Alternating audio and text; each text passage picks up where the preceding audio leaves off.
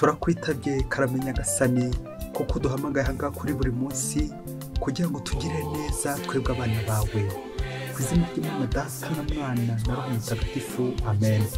Amahoro bana b'Imana, ni muhumure, Nyagasani aje kutugira neza kuri wa kabiri w'icyumweru cya 32 tariki 8 Ugushyingo 2022. Isomo rya mbere ryo muri Paul Mutagatifu yandikiye Tito, umutwe wa 2 umurongo wa 1 kugeza ku wa 8, uwa 11 kugeza ku wa 14. Ngora mutima yanjye, wowe rero ujye uvuga ibikwiranye n'ingisho ziboneye. Abasaza nibajye birinda isindwe, ibiyubahe, bashyire mu gaciro, bakomere mu kwemera, mu rukundo n'ubudacogora. N'abakecuru nuko nabo bagomba kwifata nk'uko bikwiriye abatagatifujwe, birinda amazimwe no gutwarwa n'akayoga, ahubwo bajya batoza abandi ingeso nziza. Bityo bigishe abagore bakiri bato gukunda abagabo babo n'abana babo, banabatoze kwitonda, kwirinda ingeso mbi, kwita ku by'ingo zabo, kugwa neza no kumvira abagabo babo, kugira ngo ijambo ry'Imana bataritukisha. Dushishikaza n'abasore ngo bashyire mu gaciro. Nawe ubwawe kandi jya ubabera urugero rwiza mu byo ukora byose, haba mu nyigisho ziboneye, haba se mu kwiyubaha, cyangwa mu magambo aboneye kandi adahinyuka. Bityo umubisha azabura ikibi yatuvugaho maze amware. Koko rero ineza y'Imana, soko y'umukiro ku bantu bose, yarigaragaje, itwigisha kureka kugomera Imana no gutwarwa n'irari ry'iby'isi, kugira ngo guhera ubu ngubu tubeho turangwa n'ubwitonzi, ubutungane n'ubusabanyiramana, mu gihe tugitegereje amizero mahire hamwe no kwigaragaza kwa Yezu Kristo yisesuyeho ikuzo, we Mana yacu y'igihangange, akaba n'umukiza wacu witanze kubera twebwe, kugira ngo turokore ubugome bwose kandi yuhagire umuryango ugeneye kubukonde bwe no kugira ishyaka ryo gukora icyiza cyose. Iryo ni ijambo ry'Imana. Zaburi ya 37, agakiza cy'intungane gaturuka kuri Uhoraho. Iringira Uhoraho kandi ugenze neza, kugira ngo ugume mu gihugu kandi uhagirire amahoro. Nezezwa n'Uhoraho, nawe azaguha icyo umutima wawe wifuza. Uhoraho ateganya iminsi y'abindakemwa, n'umugabane wabo uzahoraho ubuziraherezo. Uhoraho niwe utuma umuntu ashingura intambwe, maze inzira anyuzemo ikamuhira. Irinde ikibi maze ukora icyiza, nibwo uzagira aho utura ubuziraherezo. Intungane zo zizatunga igihugu, zigiture ubuziraherezo. Agakiza cy'intungane gaturuka kuri Uhoraho. Nyagasani Yezu nabane namwe. Amagambo mu Ivanjili ntagatifu yanditswe na Luka, umutwe wa 17 umurongo wa 7 kugeza ku wa 10. Muri icyo gihe abwira abigishwa be ati, niko se, ninde muri mwe wagira umugaragu umuhingira cyangwa akamuragirira amatungo, yataha akamubwira ati banguka uzufungure, ahubwo ntazamubwira ati banza ujye kuntekera, ukenyere umpereze, kugeza igihe ndangije kurya no kunywa, hanyuma nawe ubone kurya no kunywa? Mbese shebuja yashimira uwo mugaragu we ko yarangije ibyo yari yategetswe? Namwe rero nuko nimurangiza gukora icyo mwategetswe cyose, mujye muvuga muti turi abagaragu nk'abandi, twakoze ibyo twari dushinzwe. Iyo ni Ivanjili ntagatifu. Turi abagaragu nk'abandi, twakoze icyo twari dushinzwe. Amen, amen, amen. Bakristo bavandimwe, Yezu Kristo akuzwe. Yezu Kristo nakuzwa iwawe buri munsi, agakuzwa iwanjye buri munsi. Ndibuze kumererwa neza, ndibugire amahoro, ndibukire, ndibumwakire neza Yezu Kristo umugaragu wacu. Aha tugeze rero ni ko wa Mungu wacu tubiyutwa buri munsi. Iyo ushaka kudukurikira buri munsi, ujya kuri YouTube ukandikamo ijambo buri munsi, wahagera ugafungura, ubundi ugafungura ukanafungurira abandi buri munsi. Warangiza ukiyandikisha nka paruwase zose, dore ko iyi paruwase nyine ari paruwase yo mu kirere bita buri munsi. Nawe ugomba kwiyandikisha nubwo ari mu kirere online, nawe ujye wiyandikisha kugira ngo hagume, bityo tugumane n'Imana. Imana iza kudukiza buri munsi, buri munsi muri iyo paruwasi yo mu kirere. Buri munsi wiyandikishemo. Ikirere gishushanya urugendo tuba turimo tugana hehe? Tugana mu ijuru. Buri munsi ni ugukorera ingoma y'ijuru, buri munsi ni ukwakira Imana, buri munsi ni ukuba umugaragu. Ku munsi umwe hirya kure cyane muri Afurika, ngo abantu bagiye gushyingura, ngo umwarimu yitabye Imana, noneho bagiye kumushyingura batangira muvuga ibigwi. Nuko ari kuvuga ibigwi bye, amateka ye, kwa kundi umuntu nyine witabye Imana avuga amateka ye, ngo aza gutangira aravuga ati, uyu muntu rwose yari umusirimu, yambaraga neza akaberwa, buri munota rwose wasangaga rwose yambaye neza ikositime amerewe neza akeye yari umusirimu rwose. Nuko ngo umuntu wari ku ruhande ushoje ko ari nk'umukontere sigise ngo aza kuvuga ati ubundi umuntu umusirimu kubera impamvu 3. Impamvu ya mbere wasanga yari umunebwe agashaka kwireba cyane, gushaka ko umusirimu kwambara neza, gushaka kwireba kwibona, kuko nyine umuntu w'umwarimu se hari imyenda yabugenewe nyine y'umwarimu, none wumva ngo yambara igikoti we buri kanya gahoza mu ikoti ngo ubusirimu bwe. Ariko impamvu ya kabiri umuntu nyine aba umusirimu nuko asanga ari umubose, ari umuntu nyine bahereza bakagaragira, uwo ngo nyine nta mwanda yarangwaho, yamusaba nyine kuba umubose koko, kwicara bakamuhereza. Impamvu ya gatatu umuntu w'umusirimu nuko asanga nyine agiye nko mu bukwe agiye kwakirwa. Rero uwo mwarimu wakoraga kungwa nyine akongera akagaruka ka umusirimu buri kanya, buri munota ari umusirimu yambaye ikoti ameze neza. Uwo nyine ni byiza nyine amateka y'umuntu witabye Imana gukomeza tuyavuga neza. Ariko se nanone ubusirimu bakristo bavandimwe, ese izi mpamvu 3 niba twanamwita n'umukontere sigise uyu nguyu yatanze, wowe waba uherereye he muri aha ngaha? Ese umwarimu izi kritere 3 z'ubusirimu ni ihe yuje muri zo? Ese n'umunebwe nta kintu yari afite cyo gukora, inshingano ntazo yari afite zikaze? Cyangwa se yaba ari bose ugaragirwa bayitaho uherezwa, cyangwa se yaba witeguye kwakirwa umutumirwa akakirwa? Bakristo bavandimwe, twebwe rero hanga tuje kuri buri munsi, tuje nk'abatumirwa, tuje kwakirwa na Nyagasani. Nyagasani igihe kirekire atubera nanjye kuvuga umucakara, umugaragu, maze akatwakira akaduhereza. Erega ntabwo ari twebwe duhereza Imana, ahubwo ni Imana iduhereza twebwe icyacu no gutega amaboko, Imana ikatuyorera kandi ikanadushyiraho byinshi. Nguko rero ko twajanga kuri buri munsi twakagombye kwigana Imana itubera umucakara. Burya abakristo bavandimwe, Imana ntabwo biri umusirimu buri gihe, ahubwo yambara nanjye kuvuga itaburiya, umwenda w'abagaragu. Ngaya amasomo y'uyu munsi tujya kuzirikana, amasomo aryoshye cyane. Tujya kuzirikana ku ngingo igira iti umwambaro w'umugaragu. Umwambaro w'abagaragu buteye gute? Kuba umugaragu, Imana yigira umugaragu kugira ngo twebwe itugirire neza, idukorere. Yesu Kristo akigira umugaragu wacu kugira ngo agire gute? Adukorere. Aha umuntu umusirimu ryari bakristo bavandimwe, ngo uko kwakira Imana, ngakira ibyo Imana impaye, ngatega ibiganza kugira ngo Imana ikomeze ingirire neza. Ngiki rero igisobanuro cy'umugaragu, kwakira. Ngaba rero natwe tuje imbere Nyagasani kugira ngo atugirire neza, dutege ibiganza maze Nyagasani aduhereze nicyo kimuzanye. Ariko iyo turangije kwakira, natwe twifuza kumera nka Yesu, twifuza kumera nk'abagaragu. Umwambaro w'abagaragu, uko nawe umugaragu. Biransaba gukuramo imyenda y'icyubahiro, ngambara imyenda y'akazi, imyenda y'ubucakara, imyenda y'ubugaragu nyine. Imyenda y'ubugaragu rero niyo tujye kora muri amasomo y'uyu munsi. Ubwo mu isomo rya mbere Paulo mutagatifu ejo twamumvaga dutangira ibaruwa yandikiye Tito nk'umukuru wa Kiliziya, ariko Paulo mutagatifu agatangira ati njyewe Paulo umugaragu w'Imana n'intumwa ya Yesu Kristo. Amen. Umugaragu w'Imana. Umva ko kantu mubyeyi Paulo n'ukuntu yari yarize, n'ukuntu tumuzi koko yabaye igihangange, ariko akavuga ati ndi umugaragu w'Imana. Nguko natwe abakristo bavandimwe tugomba kuba ba servus Dei cyangwa ancilla Domini, la servante du Seigneur, le serviteur du Seigneur. Kuba abagaragu ba Nyagasani, kuba abaja ba Nyagasani, nka Bikira Mariya wemera kwakira Imana akemera kuba umugaragu w'Imana. Natwe rero twagombye kugira isoni rimwe na rimwe ngo kuba ababose, Imana ikigira umugaragu twebwe tukabibera ababose. Izo ni isoni ndende bakristo bavandimwe. Ni ukwigana Imana uyu munsi nka Paulo mutagatifu, natwe tukabagaragu koko. Ubwo Paulo mutagatifu ejo twamumvaga yandikira abagaragu b'Imana b'episkopi, yerekana ukuntu abepiskopi bagomba kumera, abacakara abagaragu nyine, bagakorera abandi cyane cyane mu bwiyoroshye, kwaba nta makemwa.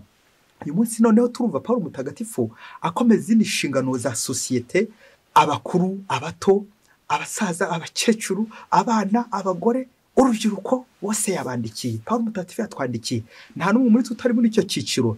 Rero icyiza ni ukumva buri wese inshingano agomba kugira, cyane cyane zimuganisha hehe? Ku umugaragu wa Kristo, umugaragu w'ivanjiri ya Kristo. Aho uri hose ukaba wambaye iki? Umwenda w'abagaragu, apana umwambaro w'icyubahiro, umwambaro kwicara ku ntebe y'ifuteyi n'ibindi byinshi cyane dushobora gukora hano munsi. Ariko ibyo byose tukibagirwa ko turi abagaragu, turi abaja ba Nyagasani. Nanjye rero niba nshaka ko namererwa neza, reka nanjye mfate intebe y'ubucakara, nkorere Nyagasani uko bikwiye. mu ivanjiri ya none nabwo turumva Yezu nyuma y'uko ejo yabwiraga abigishwa be ibyo kutagusha abandi bakuru nyine batagomba kugusha abato. Uyu munsi nanone arakomeza abwira abigishwa be kwambara umwenda w'abagaragu, gukora bagakorera nde, bagakorera Kristo. Umwigisha wa Kristo koko agomba kumukurikira ndetse no kumukurikiza, uko Yezu Kristo niyo mugaragu uhebuza abandi bose ubugaragu. Buri munsi Yezu aba yambaye iki? Nanjye kuvuga ishati y'abagaragu, reka tuvuge itaburiya cyangwa umwambaro nyine w'abagaragu, umwambaro wo gukora. Yezu rero kuza kuvuga ngo Yezu ni umusirimu nyine kuko aba yiteguye gutwakira koko nibyo, ariko nanone ni umugaragu wacu, niyo mpamvu natwe tugomba kumwigana. Ubwo Yezu Kristo asoje ivanjiri yibutsa abigishwa ko bagomba kumera igihe bakoze umurimo, ko batagomba kwirata ngo birate ibigwi, ngo bivuge ibigwi, ahubwo kwishyira hehe en position de serviteur. Buri gihe ngiye uruhande rw'umugaragu, umucakara ndetse. Ubwo Yezu yagize ati namwe rero nuko nimurangiza gukora icyo mwategetswe cyose mujye muvuga muti turi abagaragu nk'abandi, twakoze icyo twari dushinzwe. Amen, amen, amen, amen. Nanjye cyamba Imana icyo narangije nkajya mvuga nti ndi umugaragu nk'abandi. Nguko kwiyoroshya, kudashaka gufata intebe y'ubutware gusa, akabya bindi n'umunebwe cyangwa n'umubose cyangwa n'umutumirwa. Nguko rero abakristo bavandimwe natwe Nyagasana aba yadutumiye, ariko agira ngo dukorere ingoma y'ijuru nyine, tuyikorere kuko nyine mu ijuru ntabwo tuzagenda tugiyeyo twemye, ntabwo tuzagenza n'amaguru, ahubwo bizadusaba kugenda turyamye. Kuba umugaragu nyine nuko kuryama, abandi bakakuzamukira bajya hehe? Bajya mu ijuru. Turi abagaragu nk'abandi, twakoze icyo twari dushinzwe. Amen, amen. Ese ngewe wasanga nkomeza kugundira icyo cyubahiro cyanjye, bityo ibyo nari nshinzwe nkabikora, ariko nkabikora nk'umucanshuro, nkabikora nk'umuntu wishakira inyungu. Ibyo ngibyo se nabyo nzabyita ko ndi umugaragu wa Kristo, cyangwa namaronko ndi kwishakira ni inyungu? Aha, ibyo byose rero Yezu Kristo twibuke ko icyamuzanye hano ku isi ntabwo ari ukwishakira inyungu, ahubwo ni ukwitanga, kwitangira abandi, ko twitangira twebwe. Ngo wowe umugaragu witangira abandi. Iryo jambo Kristo bavandimwe rirakomeye, nubwo turihoza mu kanwa. Umugaragu bisaba kubanza gushira kugira ngo abandi bashishe, bisaba no kubanza gushirira yewe kugira ngo abandi nyine bakomeze bishime. Gushirira abandi bakishima, gushira abandi bagashisha. Ngo wowe umugaragu nyakuri, umugaragu nyakuri ni Yezu Kristo utwigisha natwe mu mirimo dukora, aho tuba, mu nzira tugendamo, ibyo dushinzwe, kwirinda kuba ba shefu ndetse no kwirinda kuba abanebwe, ahubwo tugakora amanywa n'ijoro, buri munsi, buri kanya, natwe tugahozamo nyine uwo umwambaro w'abagaragu. Umwambaro w'abagaragu rero ni imvune, ni ukuvunika, ni ibitotezo, ni ukubabara, ukababara ariko kugira ngo ugire gute? Ubabarira abandi. Gukomereka kugira ngo ugire gute? Ukomeza abandi. Gukomereka kugira ngo ukomere kandi ukomeza abandi. Ngo rero umugaragu Kristo adusaba uyu munsi, umucakara ugomba gukorera nde? Ugomba gukora Kristo. Ngo umunsi umwe hirya kure cyane muri Afurika, ngo umugabo ngo yari umutekinisiye ubizi neza pe, buri kantu kose gapfuye, akamashini, utwuma twose akageza akaduteranya, umutekinisiye ku buryo buhambaye cyane, ku buryo nta mashini yamunaniraga cyangwa moteri yahitaga ayikora n'umwanya akayisanura. Nuko ariko ngo yari exigent, yahendaga cyane. Nuko ngo muri uko guhendana ngo yari yaravuze ko akuma kose kamutambutse imbere cyangwa ikintu cyose agiye gukora, umunota umwe ni $1. Buri gihe cyose ashyiraho iyo tarifu, umunota umwe amaranye icyuma cyangwa icyo baje kumukoreshaho ni $1. Ngaho nawe utekereza uwamara amasaha 12 ayo $1 yose aza kumuhereza. Akuma agomba gusanura cyangwa ikintu cyose agomba gusanura, ibaze nawe kimaze iminsi 2, kikamara iminsi 3, kikamara iminsi 4, yewe nirinze kuvuga ukwezi, ayo $1 wamuhereza. Kandi koko yarabikomeho cyane ku buryo nta numwe uri kwibeshya nyine ngo abure kuyamuhereza, kubera ko niyo wari umutekinisiye wenyine muri ako gace ubizi neza. Iyo icyuma cyaniraga cyangwa ikindi cyose bagomba gukoresha niyo bakizaniraga. Niyo mpamvu nawe nyine yarashyizeho amategeko y'umukwabu, umunota umwe bingana $1. Abantu nyine barabimenyera bakajya bamwishyura nyine, ariko murumva ko byari bihenze kandi bibangamye. Uwo muntu koko umutekinisiye ukorera amafaranga angana gutyo, kandi koko nta mbabazi yashyiragamo, nta n'imiyaga yashyiragamo. Nuko asaruza amafaranga kuko mu kirere bikomeye cyane, umunota umwe bingana $1. Babyeyi babyaye amafaranga yose koko, abo basiga bavuga ngo imiyaga, nta miyaga bashyiriragamo. Buri wese yazagiye nyine, iyo byabaga byananiye abandi bakabimuzanira, umunota umwe $1. Ubundi icyuma cyawe akakiguhereza kigakira. Igihe cyose kimaze, ubwo nawe reka bari amafaranga umwishyura ku munota $1. Iyo tarifu ba Kristo bavandimwe. Nuko ngo umunsi umwe nyine bya bindi by'uko nyine ntagahora gahanze, umunsi umwe umutekinisiye wacu ngo aza kurwara indwara ikomeye cyane, nuko amujyana mu bitaro. Ngo ageze kwa muganga byari ngombwa nyine ko bamwongerera umwuka akamushyira kuri ogisijene. Nuko muganga koko akora ibishoboka byose, arihuta. Ya ogisijene abenshi murabizi ukuntu ihenda. Uwo mutekinisiye nyine byagezeho nyine ajya muri koma. Muganga rero mu kumutabara koko amwongera umwuka kuko yari afite ikibazo cy'umwuka. Bamaze kumwongera umwuka, umunsi wa mbere urashira, uwa kabiri urashira akiri ku mwuka, uwa gatatu arashira bakiri kumwongera umwuka, icyumweru kirashira ari kongererwa umwuka. Bishoboke ko n'ukwezi kwashize. Nuko igihe kiza kugera koko yongera agarura ubuzima, umwuka wongera uraza. Maze noneho agiye kwishyura, mu bosi wacu w'umutekinisiye agiye kwishyura, yishyura nk'uko najyaga yishyuza abandi. Maze agiye kwishyura atera uruhu rw'amafaranga. Urumva iminsi irenga 20 yari amaze yose ari mu bitaro. Ngaho nawe kuba niyo minota bamaze bamwongerera umwuka, iminsi irenga 20. Nuko agiye gukuba koko abona ari nk'umufuka w'amafaranga neza. Nuko amafaranga amaze gukuba koko yari umukire cyane, we yarakoreye arakuba miliyoni nyinshi tabara. Nuko araziterura azihereze nyine wa muganga washoboye kumwitaho, bya bitaro byashoboye kumwitaho kugira ngo bongere umwuka muhe ubuzima. Nuko ateruye rwa ruboho rw'amafaranga. Urumva ukuntu yari menshi babyeyi, ni menshi cyane pe. Nawe ufata $1 uze gukuba umunota umwe, urangiza ukube amasaha ndetse n'iminsi, uraza kubona ko ari uruboho rw'amafaranga. Nuko wa mutekinisiye amaze gukira koko afata nk'umuntu nyine ugiye gushimira, afata rwa ruboho rw'amafaranga ahereza muganga. Nuko nawe umubyeyi tekereza uburyo kose uwo muganga agiye guhita akira, ubanza n'umwuga ahita awureka kuko nyine amafaranga arayabonye. Umva abonye amafaranga menshi, n'igiyemo ntabwo azongera kugikenera. Nuko wa muganga arebye rwa ruhu rw'amafaranga, areba nyine n'ibikorwa yakoze, maze abwira wa mutekinisiye ati buriya rero subirana amafaranga yawe, turamutse tukwishyuje, ndamutse nkwishyuje ntiwabona amafaranga unyishyura, kuko iyi serivisi yo gutanga umwuka tuyitangira ubuntu kubera impamvu ikurikira. Uyu mwuka ntabwo tuzi natwe aho uva.